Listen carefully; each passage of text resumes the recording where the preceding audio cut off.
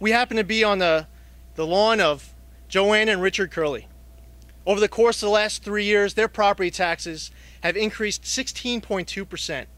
That's $1,591. If a property tax cap was in place, that would have only been $343.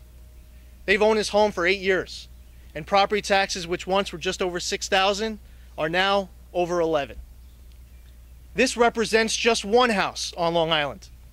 In each of our districts, with all of my Senate colleagues that join me, in each of our districts, we all hear the same thing. They want property tax relief. Our constituents are desperate for this property tax relief, and we're here fighting for them. We are doing literally absolutely everything in our power to get this property tax cap done. We could not have acted any quicker on the governor's program bill, and the Assembly could not have been acting any slower.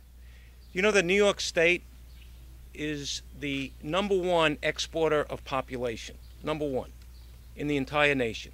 The reason for that: taxes, taxes, taxes.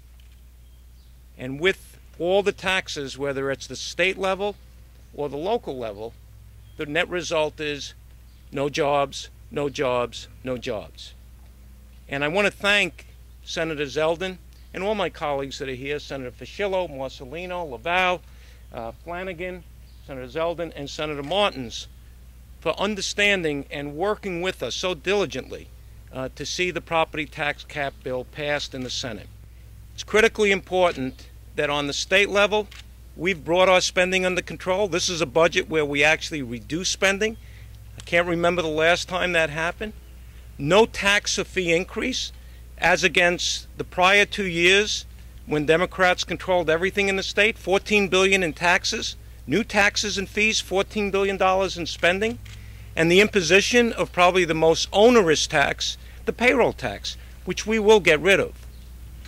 But what's critically important for our great state, to get people to stay here, we need the discipline that a property tax cap presents, the opportunity to bring discipline to local property taxes. I just want to say very briefly that over the years we've enacted a number of measures to try and deal with property tax abatement or stabilization. We passed the same-day budget vote to make sure more people come out and vote. Passed the STAR program, STAR rebate program. We've passed a contingency budget vote bill that would allow spending at 4% or the CPI, 120% of the CPI, whichever is less. All of those measures over a period of time. This is the final measure, we believe, to bring real relief to people. 2% property tax cap, and as the leader said, we passed it in January. You know, let's be clear. Our current course is unsustainable. We're looking at people being literally taxed out of their homes. One of the first things I learned when I got to Albany, somebody taught me about Albany math, where 1 + 1 can equal 3. And if you think about it, the governor's committed, he gets it. The Senate certainly is committed. We passed it overwhelmingly with bipartisan support. It's time that the Assembly got it, and with your help, we'll get there. Thank you.